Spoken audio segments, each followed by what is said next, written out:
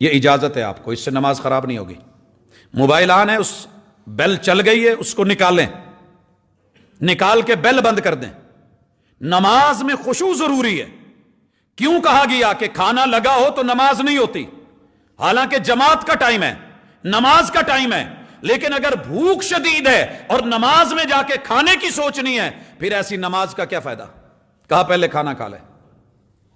کوئی بندہ نماز نہ پڑھے وَهُوَ يُدَافِعُهُ الْأَخْبَثَانِ، اس کو پیشاب یا پخانہ دھکیل رہا ہو، پریشر بنا ہوا ہو، ایسی حالت میں کہ چلیں 4 رکعت پڑھ کے 2 پڑھ کے پھر کر لوں گا، نہیں، کہا پہلے واش روم جائے، بھلے جماعت نکل جائے، لیکن نماز میں حاضر ہو تو خشوع اور خضوع ضروری ہے۔